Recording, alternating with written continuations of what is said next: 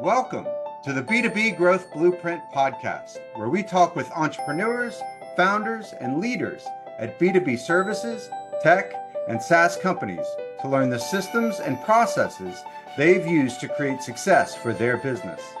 We'll also learn from marketing and sales experts to provide insights to help you grow your business.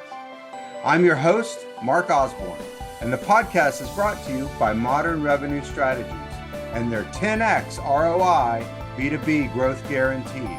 Schedule a free diagnostic call to learn the fastest path to double your B2B revenues in just 90 days. Hello, and welcome to another episode of the B2B Growth Blueprint podcast. I'm your host, Mark Osborne. Today, I'm very excited to welcome my guest, Neil Isaacs. Now, I'm going to read Neil's bio to make sure I get this right because he's done a lot of stuff. Neil Isaacs is an MBA, a Master Certified Business Intermediary, and a Certified Exit Planning Advisor. He's a seasoned business intermediary and managing partner of VR Business Brokers in Raleigh, North Carolina. Over the past decade, Neil has personally sold nearly 100 businesses, leading a team dedicated to helping owners navigate the complex process of valuation and sale with clarity and integrity. With deep roots in both the local and national business community, Neil serves on multiple boards, including the International Business Brokers Association, the Better Business Bureau of Eastern North Carolina, and his local Chamber of Commerce. He's also a past president of the Carolina Virginia Business Brokers Association and an active contributor to the Exit Planning Institute and the Exit Planning Exchange. Known for putting owners first, Neil begins every engagement by asking one question: what does success look like for you? From there, he builds a plan rooted in experience, empathy, and execution. If you're considering a business exit or advising someone who is, Neil's insights are worth hearing. So Neil, welcome to the show. Mark, thank you so much for having me. I really appreciate the opportunity to chat with you today. Yeah, I've been looking forward to this conversation. So you've obviously done a lot of stuff over that time. Why don't you kind of give our audience a little bit of background? Give us the story of what brought you to where you are today. Absolutely. Happy to share that. I'll give you hopefully the 2-minute version. I was born at a very young age in Tallahassee, Florida. I grew up in Birmingham, Alabama, and I worked at a local pet store, and I really loved that world that this business owner had created. And I ended up getting a biosci degree, and my first job after college was in a Ripley's Aquarium of the Smokies. I was a shark diver. I swam Okay. in a football-size aquarium with live sharks, and that was what I did for a living. So that was really fun. It didn't pay much. Okay. And eventually I found a pet store for sale in Raleigh, North Carolina. It was more of a fish store, and I Uh-huh. bought it as an asset sale. I was 25 years old, didn't really know what I was doing, but I got into it and I sold Nemo and Dory for a living. And I doubled the size of the business. I learned all the basics of running a small business. And then I got burnt out and I wanted to do something else. And I Yeah. wanted to do it without my employees knowing, my landlord knowing. I didn't know what I was doing. So I met an intermediary at that time, a business broker. And I ended up selling that business. I kind of did the job a year program for a little while before my first real corporate job was at Time Warner Cable Media. I Okay. sold advertising. So that Okay. was when I learned to do the B2B thing. And finally, close to a decade ago is when I said, you know what, that business ownership thing is great. And I'd love to help people in my situation. And that's when I became a business broker. Here we are a decade later and loving every minute of it. That's fantastic. Well, and I think it's so interesting that you have such a diverse background. And I suspect that that actually makes you, really adept at helping folks navigate lots of different contexts. Because I suspect you have a certain number of, buyers that are coming into the market having left a corporate environment and looking Yeah. to, sort of buy a business and have that experience. Likewise, you've got these, business owners that maybe have had a similar kind of retail experience to what you had that are Hmm. looking for that next step, and you can kind of offer that guidance and insight on what it was like for you to go through that transition to something else. So it really makes you well suited to sit at that spot in the middle. Business brokerage is the hardest and most fun job you'll ever find. You wear so many hats. To your point, you're judging buyers, you're figuring out you're a matchmaker. Is a Yeah, person that one you described leaving corporate America, we call them corporate refugees. Is this that's corporate right. refugee going to leave his W-2 and take the risk of Right. buying this business, or is he just unhappy today? So you're really getting into the heads of people. You're doing the finance piece of figuring out, does this business make money? Is it sustainable? So you wear a lot of different hats when you're doing these deals, and it is a lot of fun every day. Yeah. Well, I bet. And, you're working with people at, what could be a really great inflection point in their life, Yeah. both for those that are starting a new experience or those that are, sort of exiting something that has been successful for them and they're sort of, harvesting some of that reward that they've created over time. It means everything to the business owner who's selling. You know, Yeah. their business is often more valuable than their their car, their home. It's probably their most valuable asset. They may have Yeah. spent more time with their business than their spouse. Yeah. And so often there's an identity crisis that's happening at the same time they're selling the business. And we're well aware of that it's more than just the numbers. It's their livelihood, it's their identity. And I add psychologists to that list of things that we're doing in addition to finance and understanding the legal piece and being a matchmaker. All that's very important. And you're right, the other side, the buy side, they're making big moves too. And we get to ride shotgun while these people, very smart people, are making some of the most important decisions of their life. It is so much fun. That's interesting. I read a stat the other day that for most small business owners in America, and small being up to kind of 50, 100 million, so even Yeah. fairly large, but not the sort of giant corporations.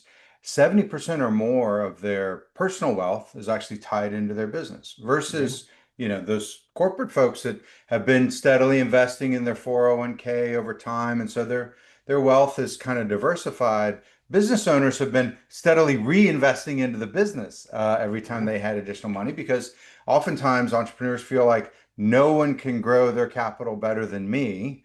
Why Yeah. would I give my money to some other company that's trying to grow their business? I'm going to give it to myself and continue to bet on myself, which is very different sort of perspective. And so that makes that sale so important, not only for their sort of financial future, but also just that feeling of accomplishment. Yeah. Yeah. You said it really well. And it's true. Most entrepreneurs are risk takers and they want to bet on themselves. That's And they right. do believe their own internal rate of return is going to beat what they can do in the market. But that does often lead them to a concentration issue where their liquidity is tied to their business. And if it doesn't go the way they're planning, it could jeopardize their retirement. That's right. Well, and that's one of the things that, both of us kind of address in that, 70% of businesses that try to sell don't sell. Yeah. And so oftentimes I'm sure you're working with your clients trying to help them de-risk for the buyer. Hmm. And I oftentimes am working with companies preparing for exit to, help them protect the value that they've already created from a Hmm. marketing and sales perspective, and then also de-risk it for the buyer. And I know a topic that comes up a lot is this sort of idea of customer concentration, which for Yeah. those that are listening that may not be familiar with that term, it's, if 80% or more of your revenues come from one or two customers, because you've had a few like very large, stable customers you've served for a long time, well, that's really risky for a buyer because they're like, Mm. well, maybe all of that is your relationship with that other company. And once you leave and that relationship's gone, they're going to go. And then fundamentally, the business doesn't exist anymore. Yeah. And one of the things that you and I talked about is that it's not just sort of this historical customer concentration that scares buyers, but even sort of the context of sort of marketing concentration, just where those new leads are coming from. Talk to us a little bit about what you see when you're working with buyers who are Yeah. looking at businesses and some of the things that give them pause when they look at sort of sources of revenue, sources of leads, things like that. Yeah, it's interesting. And I share my story about how I sold advertising before as a business broker. And this was That's the right. first time I saw this was actually not when I was a business broker. It was when I was in advertising. And we would talk to law firms about where their business comes from. Yeah. And some of them were 100% relying on the campaigns they were buying from us, and others did almost no paid campaign, because they got all of their business from referrals. Yeah. And now that I'm on this side of it and I'm a business owner and I advise other business owners, I see why people stop spending money on advertising once they start to get referrals, because it's easier to That's right. deal with that type of stuff. But anytime you start to see all of the leads coming from one place, in the case of referrals, it's the easiest for the current owner. It's the hardest thing for the next owner, because those referrals likely will go away when the owner goes away. It's a relationship based thing, and relationships don't really transfer as well as a, hey, here's a button we push and leads come in. That's We right. we give money to Google and leads come back. Nobody likes to spend money, but if you look at all the different options that you have to attract new clients, it's nice if there's a blend and you understand where the new clients are coming from. It's not bad if part of it is driven by the owner. Ideally, none of it would be driven by the owner for maximum transferability. But anytime you see large pockets that are owner dependent and marketing and any other aspects, it's something that owners want to address for the transferability of the business. Yeah, for sure. And one of the easy ways that we see companies do that, is really just sort of formalizing, well, what does your referral program look like? Like so many businesses that get a significant portion of, their leads from referrals, they get it just because of their reputation, because they've been around a long time. The owner's a big Yeah. personality, he's out in the marketplace.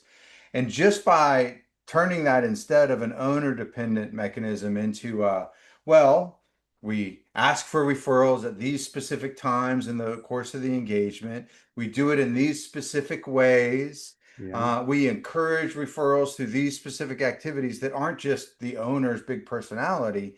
That can codify and really, sort of standardize what can be a good source of referrals, and then really de-risks it for the buyer, because this new buyer can see, oh, I can see how that system would Yeah. continue to work even if the owner wasn't there, and really turn something that is owner dependent into owner non-dependent. It sounds like you're talking about policies and procedures there, Mark. That's That's right. something everybody wants. So there's a That's book for structural this. capital. That's right. Yeah, that's the secret sauce of the business, and we have it documented. And it doesn't matter who's behind the wheel. This car is going to keep driving. That's right. Yeah, That's you could do that even with marketing. Where do our leads come from? You can systematize anything if you study how it's working now. You make tweaks to make sure it's efficient and repeatable, and then you document them and just keep revisiting them to make sure it's still working. Because I don't have to tell you, but marketing changes all the time. that's So, right. Google just changed something. Now it's all AI search. Maybe the campaigns you did before don't work anymore. So document it and just keep iterating and make sure your current processes are the best. That's right. Well, and one of the ways that we help companies do that is start by kind of assessing the gaps. Where are you not best in class, and then start by just getting basic level of documentation. Protect that value you've already created, because you already have a process. It's just not written down. Yeah. And so then document it, and then up level that process to make it best in class, so that Yeah. it's not just documented, but it's one of the best. That's one of the fastest and easiest ways to really de-risk the sale for the buyer, and then make it a lot more attractive, and something that so many people overlook because they think it's going to be harder than it is, to do Yeah. that kind of documentation. You talked about this rapidly changing nature of marketing, though, and I think that's interesting. Talk to us a little bit about some of the challenges you've seen with, today. There's so many new, TikTok and whatever the next thing, marketing for AI answer engines, Yeah. or whatever the next thing is that's probably coming in the next 30 seconds that I haven't thought of. The conversational AI you and I were chatting about when we started the call. Um, how do you see, an older generation of business owners that maybe, aren't users of some of the new technology, but know that their Yeah. customers are? What are some successful strategies that you've seen them, use to sort of embrace some of these things so that their businesses don't look like they're stuck in the past, to a Yeah. buyer that doesn't want to buy something that they then feel like they got to overhaul in order to bring Yeah. it up into the new decade. Well, I do work with a lot of boomers, retiring baby boomers, Yeah. and we meet owners that have substantial companies, millions and millions of dollars a year going through their business, and they don't even have a website. Wow. Start with a website, even if you don't really. Sure. Some business owners are say, well, we just the nature of our business, we're not retail, we don't need to attract attract people through our website. Even if that's the case, there's still value in having a website for the purposes of explaining what you do. If someone wants to buy you, it's one of your properties. So start with a website. I know that Yeah, sounds simple, but it's amazing how often we see that. Or we see the 1990s website, and I'm sure you can imagine what those look like. You that's can right. tell the year they started, they built a website and hadn't changed a Haven't thing. touched it since. Yeah. But the other, that's just top level. That's the front door. Hmm. But other avenues are, social media is still huge. Yeah, And if we're talking about a baby boomer, they don't need to be doing their social media. They need to that's right. outsource that. One of the most successful cases of this that I saw is we transacted a women's clothing resales franchise, Uh-huh. and the owner, he was not a boomer. He was probably in his 30s, but he had women working at the store. It was all women, and because of women's clothes, and they were like in Sure. their 20s. And he had given the social media responsibility to them as part of their job. Part of their hourly pay was not just helping customers, but creating social media. And who better to post about, the latest styles? It wasn't Right. this 30-year-old dude. It was the Right. women who were excited to work there.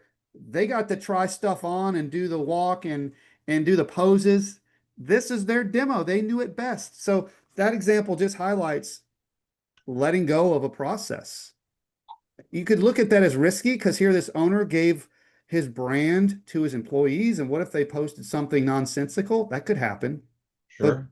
but more likely not having social media or being out of touch and not using the platform appropriately, that's the more likely outcome of not delegating that down to the people that are best fit to do it. So, that's a good example of delegating and understanding who the demo is and having them help get the work done. That's right. Well, and that has multiple different benefits. For starters, delegating it means it's not dependent on the owner. So that Yeah. new buyer can be like, well, it's a system that runs without the owner, so I don't need him for that to be successful. Secondarily, it's someone that is, by delegating it to these younger employees that are actively, involved with the platform, you get a better outcome Yeah. from it too. So there's lots of different things there. It's interesting to think about that, and we've seen companies where the owner delegates things, but then micromanages on top of it. So you know Yeah. they'll put the employees in charge of running their Instagram posts, but then well you got to run all of them by me before they go live, and then oh I don't really like that. Well, this one doesn't make any sense to me. I don't understand why you're doing a dance with your hands, and they sort of stand in the way of that delegation, which isn't really delegation. I can tell you that in my advertising days, over a decade ago, there were people that ran campaigns and spent tens of thousands of dollars in against the advice of their account executive, ran them on channels that they watched when we were like, that's not your demo. Like your You're demo is not your customer. That's HGTV. right. Why, Yeah. why are we putting this on ESPN? Well, I watch ESPN. It's the same thing. Yep. That's exactly right. That's Yeah. exactly right. That's so interesting. And what do you think some of those, sort of psychological barriers are for owners as they think about letting control? Do you think some of it gets into sort of that personal legacy of the business, and as they're preparing for sale, they're starting to worry about letting some of that go? Or do you think it's just, they've always been kind of micromanagers because no Yeah. one is as responsible with their investment as they are, and so they Yeah. struggle to think that someone else could care as much as they do. What are some of the things you see? Well, we talked a little bit about how important the business is for them. And when we Yeah, meet owners, you mentioned it, I say, what does success look like for you? It's an open question for a reason. I don't yeah, ask, how much money do you want to make? Um, what do you want to happen with your employees? Because when I ask that question, what does success look like to you?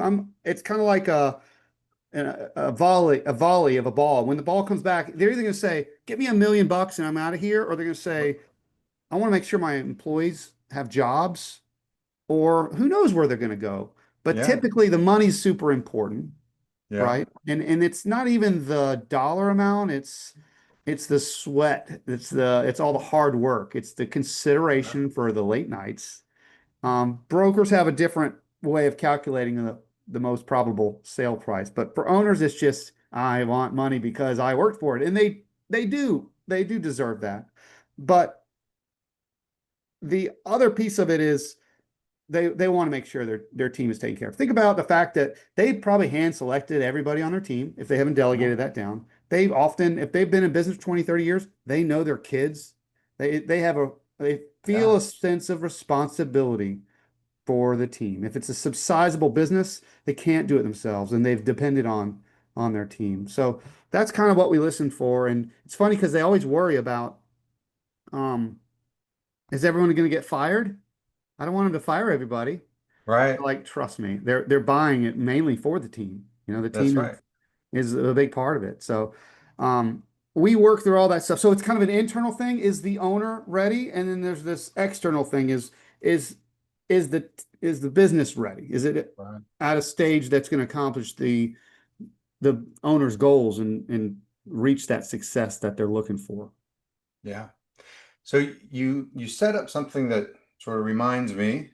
You talked about sort of the three legs of the stool, the kind of Yeah. personal aspect, the business aspect, and then the financial aspect that's important to that owner. And that comes from, the training from the Exit Planning Institute, and both Mhm. you and I have done that Certified Exit Planning Advisor certification. Yeah. Uh, and we were talking earlier about sort of the value of sort of a shared dialogue. You and I have both, spent some time studying the Entrepreneurial Operating System, or EOS, Hmm. Hmm. for those that are listening. And as you're, sort of quarterbacking or, sitting in between multiple deals or multiple different, sort of teams that are evaluating this, Yeah.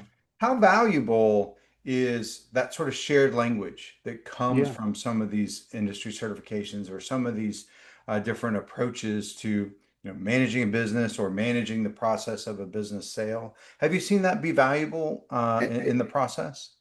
It's huge. And you probably, if you're listening, you're probably hearing it right now. You're a marketing guy, I'm a business guy, and we're having a discussion about shared challenges that business owners have in both of these avenues. So if we can communicate in a shared dialogue, then we can operate better as a team. And it does That's right. come down to team building. I'll give you an example. I talked with an owner the other day, and he would like to retire in the next few years. He would like a member of his family to take over. That person's in the business. I don't know their Uh-huh. age, but he's looking at, I need to get out. I would love to keep it in the family. I don't know if my family member's ready to take it over. And I'm thinking, well, I'm a transaction agent. Like, when Yeah. he's ready, if the price works for him, that's when I can really do my work and do a third party sale if that's the best thing. If he wants to keep it internal, now we need to do some visionary things. That's right. Is the family member ready? Does he or she even want the business, or does Right. he or she even have the skills? So I knew exactly who to call, and it was an EOS person who has these conversations that aren't even about the transaction. It's about the Right. vision of the company, about how they about the org chart, and I was able to make that connection, fellow SEPA, and the person that I'm referring felt very comfortable because when he talked with the person I'm referring, he's using the same lingo that I'm using. He That's right. understands that it's a part of the seller team just got bigger. That's right. Here's another person. Hopefully his CPA speaks the same language and his financial advisor, so that when we talk about will this will this asset allocation be enough, then he That's can right. use that language with his other members of his team. So it using this shared language helps clients because we're all rowing in the same direction. Everybody understands their part of this puzzle, and we can just serve better together. That's right. Well, and it's a methodology that really puts the focus on the client. On the so client. that they get the optimal outcome, and it's less self-serving than other Yeah, approaches. It's just like, how do I make money out of this deal as an advisor? And instead, it's how do I ensure that my client has the best outcome against all three legs of that stool, that personal yeah, outcome, that business, and as well as that sort of financial outcome. Well, absolutely. you're obviously an expert in lots of areas that we're both passionate about. We could talk about all day long, but I got to be mindful of your time. But tell us a little bit about your practice specifically. Like, who do you work with? Who should reach out? And what are the types of things that you help folks with? Yeah, I referenced the retiring boomer a couple of times.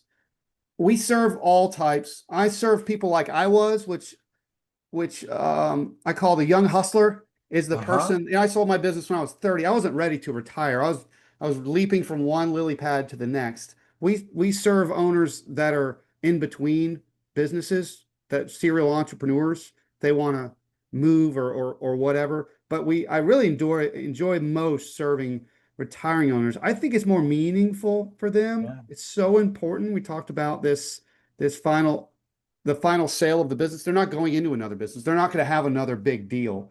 And Right. so it has to go perfectly. There's less time to correct if something goes wrong. But we serve anyone. Service businesses are really hot right now. So, Yeah. plumbing, electrical, HVAC. We sell schools, we sell restaurants. We serve any business owner that is profitable and appreciate some guidance. If they don't know what it's worth, we can help with evaluation. And if Yeah. they need representation, then we can be that Sherpa to get them there. It's interesting because I'm kind of an anti-business broker in some ways, in Okay. that if somebody calls and says, this happens a lot, hey, I got a buyer, they're they're willing to pay me what I want. Can you help me? I'll say, well, if they really have the money that if you checked out that they have the money and you like the deal structure, let's check the deal structure. You actually don't need an attorney. I'm sorry, you don't need a Right. business broker. You just need an attorney. Let me connect you with an attorney. So we're listening for, do you need our help? Do you need a guide through this crazy adventure of selling a business? Because it's gets pretty wild sometimes. If you want to create a competitive market for your business in a confidential format, that's what we do best. Well, and it also sounds like you, again, take a really, client-focused view that you're not just thinking about the transaction. Whereas some business brokers are really just trying to get as many listings as they can get without really taking the time to educate their clients on how to maximize the process for their benefit. It is a different model. Yeah, there's different strategies in business brokering, but we're pretty selective about what we take. That you mentioned it. 75% of businesses on BizBuySell, which is the world's largest Main Street listing site, do Yeah, not sell. Some some research suggests it's 80%. So yeah, five people list their business and one of them is successful. I mean, those are atrocious odds. That's yeah. primarily driven by overpricing, ignoring some red flags. So we want to do all that work up front to avoid that from happening. Our closing ratio is much higher, but we carry Right. less businesses because we're just saying no to the ones that we know are going to be on the wrong side of that equation. Yeah, I bet. Well, Neil, for folks that have been listening and maybe are interested in contacting an intermediary for either buying or selling, like what's the best way to connect with you? Yeah, I'm easy to find on LinkedIn, and I'm on YouTube. I am the Raleigh Business Broker. It's kind of the handle that I go on. So if you just look up Neil Isaacs on either one of those, you'll find more than enough information about me. And I'll talk to any business owner. I get a lot of calls from owners that have questions. I get a lot of calls from business brokers or people that are curious about business brokerage. I love having those conversations. So reach out to me and we'll see if we can chat. Fantastic. Well, Neil, thanks so much for making the time to connect today. I've really enjoyed our conversation. Thank you, Mark. Appreciate you having me today. All right, talk to you soon. Thank you for joining this episode of the B2B Growth Blueprint podcast. We hope you've gained insights to grow your business. If you enjoyed this discussion, please rate, comment, like on your favorite platform, and share to others who will find it useful. Do you know a CEO, founder, or leader at an early stage B2B services, tech, or SaaS company who would like to be a guest and share their story? Send us a note. Let's schedule a conversation.